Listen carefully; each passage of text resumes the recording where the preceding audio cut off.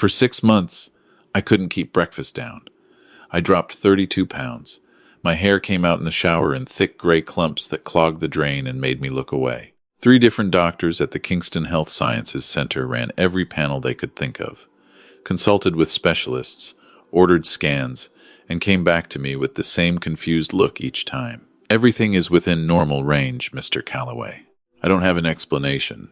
Then one February afternoon, a jeweler on Princess Street looked at the ring my daughter-in-law had placed on my finger at Christmas, turned it over twice in her gloved hand, and went very still. She looked up at me with an expression I had never seen on a stranger's face before. Quiet, deliberate fear. She said, "I need to take this off you. Right now. Please don't argue with me. I want you to stay with me through this. Before we go any further, leave a comment below telling me where you're watching from. It helps me understand who needs to hear this story most. And I should say up front, some details in what follows have been adjusted for privacy and storytelling. But the warning at the center of this is entirely real. 2 years before any of this started, I buried my wife. Dorothy and I had been married for 38 years. We met at Queen's University in our second year, both studying education, both pretending to understand Keynesian economics in the same lecture hall. She was the one who actually understood it. She was the one who understood most things. We raised 2 children in the same house in Kingston where we'd first rented an apartment together, the house we eventually bought when the landlord retired, the house I still live in now. When Dorothy was diagnosed with pancreatic cancer in the spring of 2022, we had 11 months. I don't talk about those 11 months very often. What I will say is that losing her took something structural out of me, the way a building loses a load-bearing wall. I was still standing, technically, but I wasn't sure for how long. My son Daniel was 35 when Dorothy passed. He'd moved to Toronto 6 years earlier for work, met Rachel at a company conference, married her 2 years after that in a small ceremony at a winery in Prince Edward County. Rachel was polished in the way that people for money tend to be. Not unkind, not obviously cold, just precise. She smiled at the right moments and asked questions she already knew the answers to. Dorothy had tried once to tell me something about her, chosen her words carefully over the phone, then stopped herself. "She's fine, Harold. She's just different from us." I never asked her to finish the thought. I wish I had. My daughter Claire was 32 and lived 40 minutes away in Gananoque. She worked as a nurse at the Brockville General Hospital, had 2 kids of her own, and called me every Sunday without fail. She was the one who insisted I come to Christmas dinner that year, 8 months after Dorothy died, when I had told her plainly that I didn't want to celebrate anything. "Dad," she said, in the exact tone her mother used to use on me, "you are coming." End of conversation. So I went.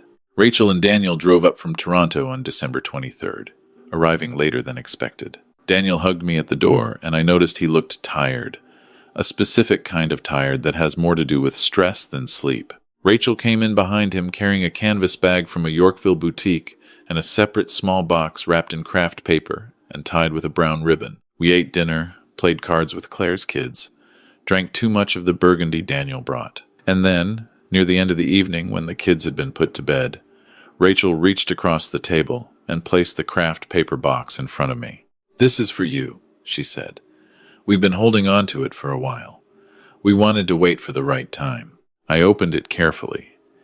Inside, nested in a fold of dark green velvet, was a men's signet ring, gold band, deep engraving on the face, clearly old and clearly expensive.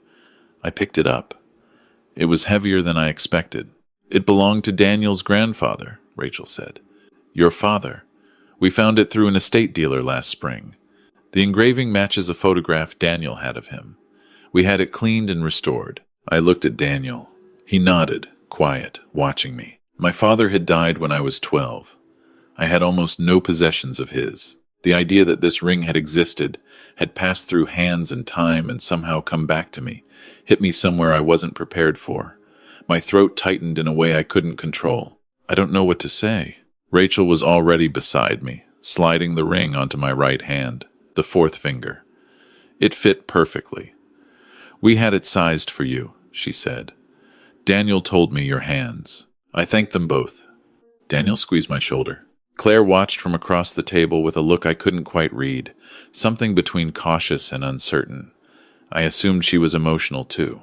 It had been a hard year for all of us. "Wear it every day, Harold," Rachel said, her hand resting briefly over mine on the table. "Your father should always be with you." It was the kindest thing she had ever said to me. I believed every word of it. I started feeling unwell about 10 days into January. At first it was nausea in the mornings, the kind that rolls in before you've even had coffee and sits behind your ribs for hours. I assumed it was grief. Grief does strange things to the body. Dorothy used to say that the body keeps score long after the mind stops counting.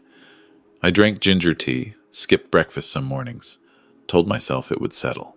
It didn't settle. By the end of January, I was losing weight in a way that wasn't about appetite. I was eating, or trying to, but nothing was staying. I was down 11 pounds by the time I called my family doctor, Dr. Patel, at the Frontenac Medical Associates. He got me in within the week, ran blood work, sent me for a urine analysis, felt around my abdomen with a calm professionalism that I found reassuring. Everything came back unremarkable. He used that word specifically. Unremarkable. He referred me to a gastroenterologist. That was also when Rachel started calling. She called every 2 or 3 days at first. "Hey, Harold, just checking in. Daniel mentioned you weren't feeling well. How are you doing?" The calls had a warmth I hadn't experienced from her before, a closeness that felt new. She asked about my symptoms in detail. "Nausea? Yes. Any headaches? Are you sleeping?" I answered honestly each time because I thought she was worried. I thought she was trying. I thought that maybe grief had softened something between us.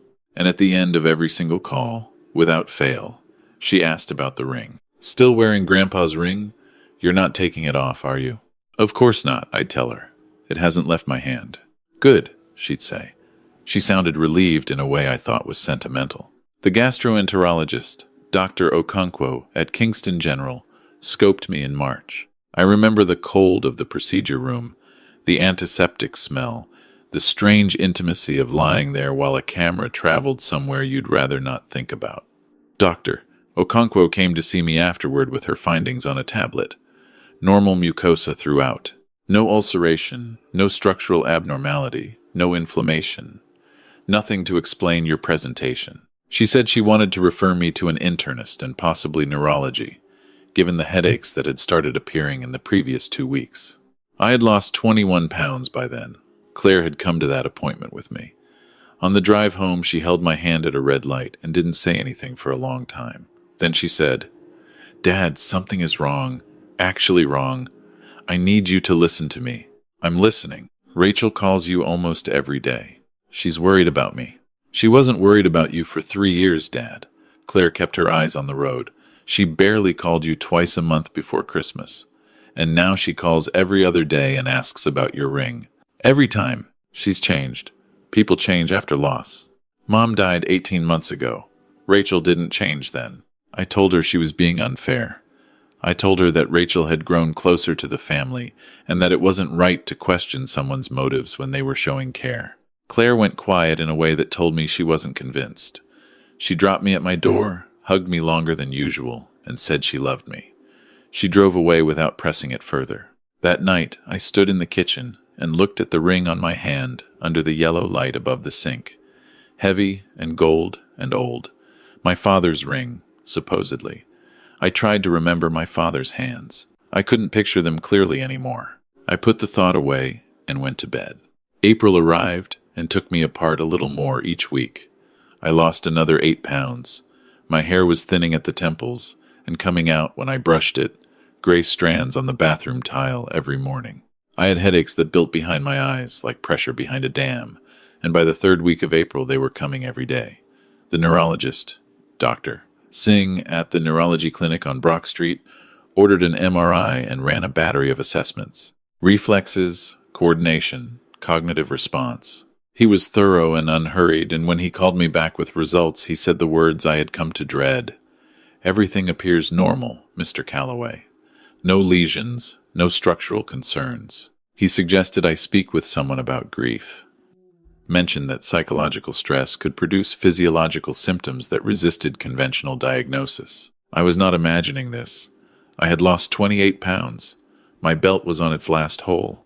I knew the difference between grief and dying. Daniel called me that evening. He was distant on the phone in a way he'd been since the new year, half present, like he was in another conversation at the same time. I told him about the neurology results. That's frustrating, Dad. I'm sure they'll figure it out. He asked how I was sleeping. He didn't ask about the ring. He never asked about the ring.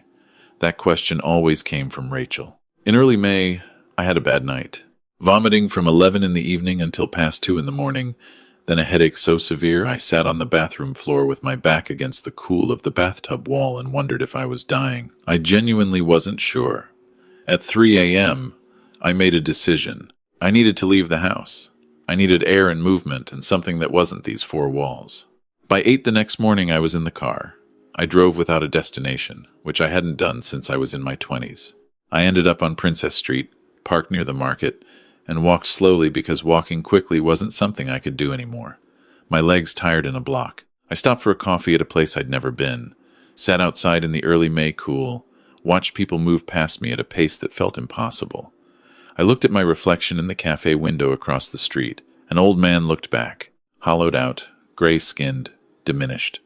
I was 64 years old and I looked 80. I kept walking. I turned down a side street I didn't know well and found myself in front of a small shop I'd passed before without stopping. A narrow storefront, dark green signage, a hand-painted sign that read Whitmore Estate Jewelers Est, 1,979. The window was filled with antique rings, brooches, pocket watches, pearl strands draped over velvet stands. Something made me stop. Maybe it was the ring on my hand. Maybe it was something else. I pushed the door open. A small bell above the frame. The smell of metal polish and old wood. Glass cases along 3 walls. Soft lighting. A workbench visible through a doorway at the back. A woman came out to meet me. I would learn her name was Patricia Whitmore. She was perhaps 65, silver-haired, reading glasses pushed up on her forehead. She'd been doing this since her father trained her in this shop when she was a teenager. You could see the knowledge in the way she moved around the cases, unhurried, belonging to the space. Good morning. Take your time. I thanked her. I moved slowly along the cases. She didn't hover. After a few minutes, she came closer, not intrusively, just present. Lovely piece you're wearing, she said, nodding at my right hand. May I ask where it came from? My daughter-in-law gave it to me at Christmas. She said it was my father's, from an estate dealer. Patricia's expression shifted, not dramatically, but noticeably, a slight stillness in the eyes. Which dealer, if you don't mind? I'm not sure, she arranged it. She was quiet for a moment. How long have you had it? Since December. About 5 months. She glanced at my face, then back at the ring. Forgive me for asking, but have you been feeling well? You look, if you'll pardon me saying, a little under the weather. I've been very unwell, actually. 6 months of symptoms. Doctors can't find a cause. Something moved across her face that I couldn't name. Would you allow me to examine that ring? Just for a moment.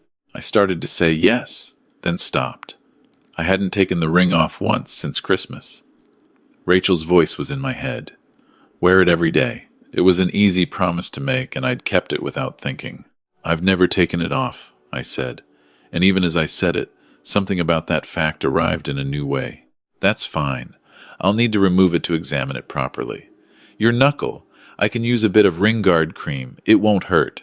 She looked at me steadily. Mr. Calloway. Mr. Calloway. Please. Something in her voice, not alarming, but serious, precise, made me hold my hand out without another word. She eased the ring off carefully and carried it to the workbench in the back. I followed. She put on cotton gloves before she picked it up again, which I noticed but didn't comment on. She turned it under her magnifier, held it to the light, then reached for a jeweler's loop. She examined the inner band, then the face of the signet, then the junction where the top plate met the band. She reached for a thin tool I didn't recognize and pressed it to the seam.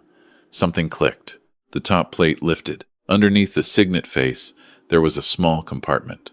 It was perhaps 5 millimeters deep. Inside it, sealed in what looked like a thin resin pocket, was a dense, dark substance, granular, almost like coarse salt. Patricia set the ring down flat on the bench and took 1 step back. She looked at me. How long did you say you've been unwell? Since January. And you've worn this ring continuously since December. Yes. You've never taken it off? Not to shower? Not to sleep?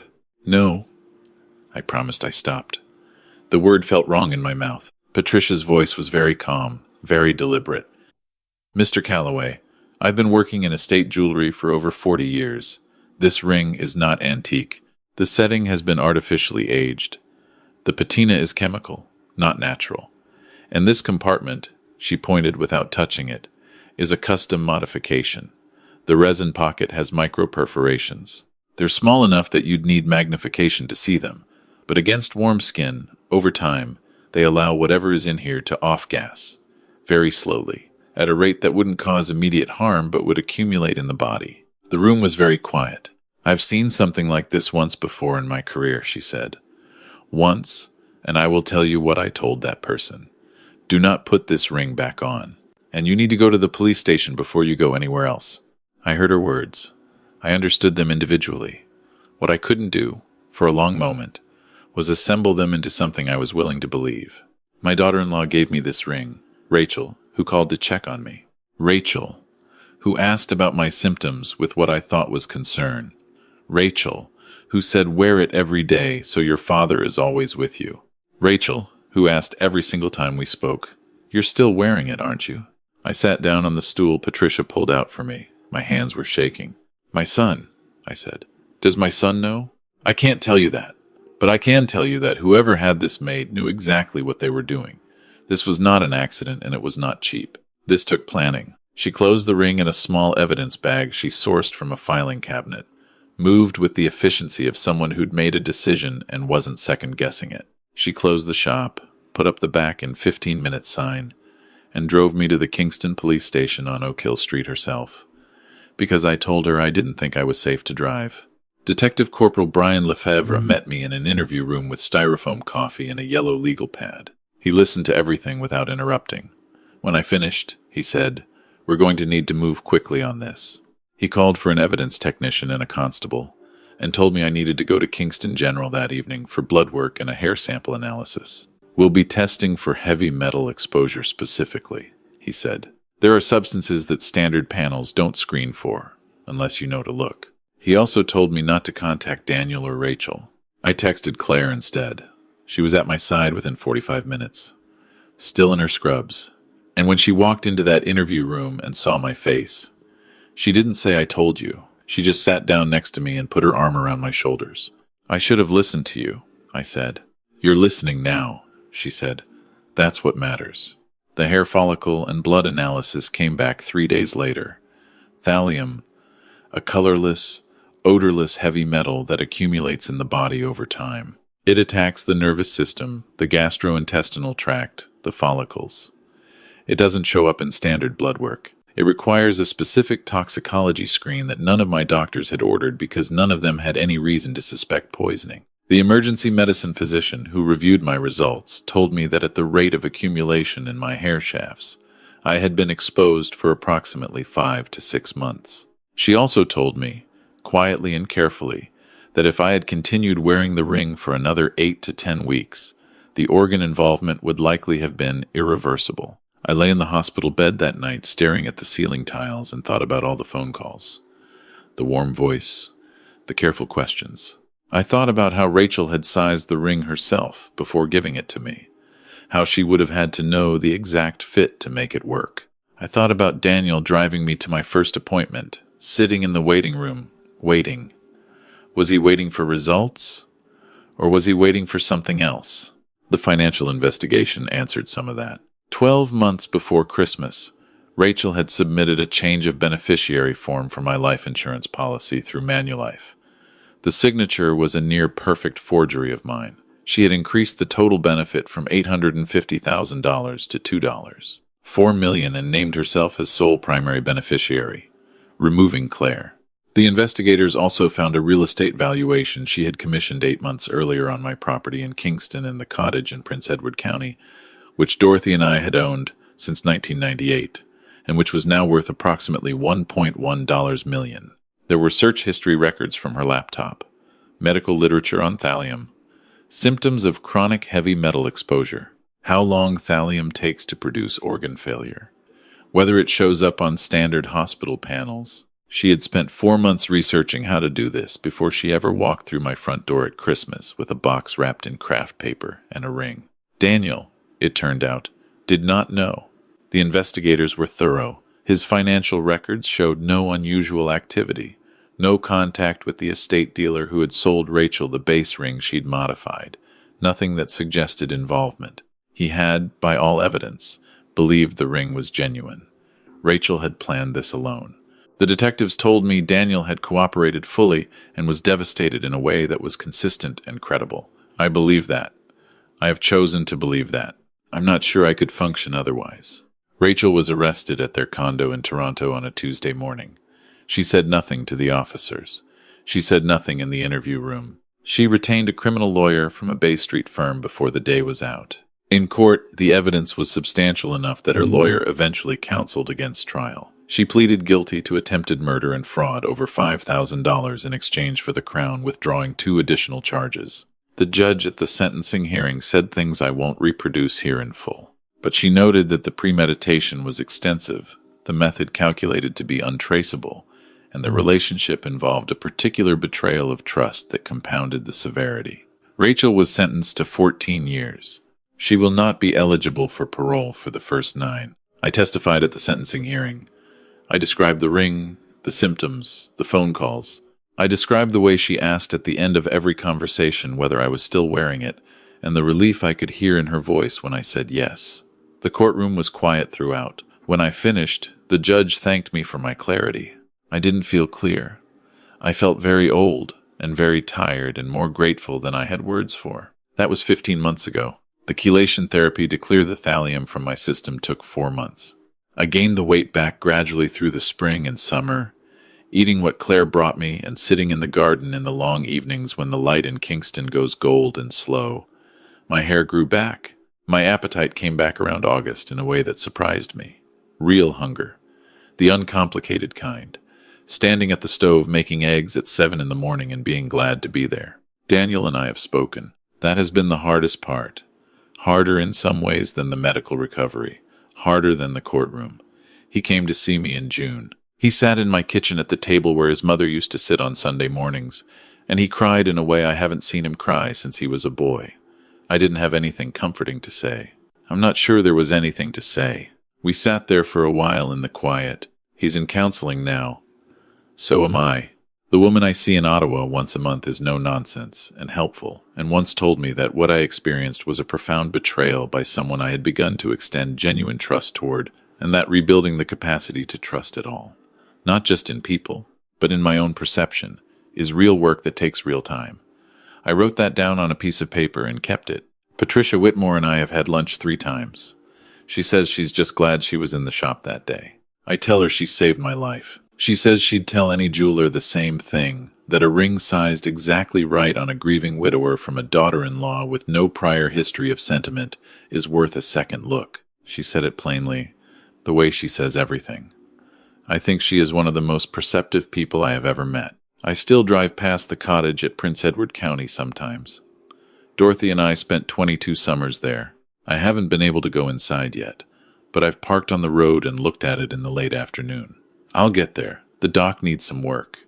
Dorothy would tell me to stop procrastinating. I volunteer now at a seniors outreach organization in Kingston that works on elder financial abuse prevention. I tell my story to groups of people who are my age or older, retired teachers and civil servants and farmers, people who have worked hard their whole lives and built something and who are now in the years when other people sometimes decide that what they built should change hands sooner rather than later. I tell them what I didn't know. I tell them what I wish someone had told me. Gifts that come with conditions attached are worth examining. If someone gives you something and insists you must keep it on your person at all times, ask yourself what they're afraid you might do if you set it down. Sudden closeness from someone who was previously distant, especially closeness that involves detailed and frequent questions about your health, is not always what it appears to be. When a family member who knows your finances starts expressing unusual interest in your well-being, pay attention to the timing. If someone in your life is working to separate you from the people who ask hard questions, notice that pattern. A child or relative who consistently dismisses another family member's concerns, who frames reasonable worry as paranoia or disloyalty, maybe managing information, and listen to the people who have nothing to gain from telling you the truth. Claire had nothing to gain. She just saw something clearly that I refused to see, and she kept calling on Sunday mornings anyway. I know there are people watching this who have felt something similar. A gift that felt slightly wrong, a relationship where the attention and the interest didn't quite add up, a child or a spouse or an in-law who asked the same question just a few too many times. I know because they write to me. I know because they come up to me after the outreach talks with something in their eyes that's halfway between relief and fear. Relief that someone named the thing, fear that they almost missed it. You don't have to miss it. Pay attention to what people insist you keep close. Pay attention to what they're afraid you'll put down. And if someone you love is watching this, share it with them. The warning signs I've described are real, and they are common, and they are almost always hidden inside something that looks exactly like love. If this story reached you, leave a comment below. One word is enough. It tells me this is getting to the people who need it. And if you haven't subscribed yet, please do, because these stories aren't just for entertainment. They're here so that more people go home safe, and so that no one else spends 6 months getting sicker in a house full of phone calls from someone counting the days. I wake up every morning now and make coffee and stand at the kitchen window while the light comes in off the street. I don't wear any rings. Maybe someday I will again. But for now, I am content with the weight of my own hands, the plain and remarkable fact that I am still here, and the knowledge that it took a stranger with 40 years of experience and a jeweler's loop and one clear, steady sentence to give me back my life. Take it off. Right now. I did. And I'm grateful every single day that I listened.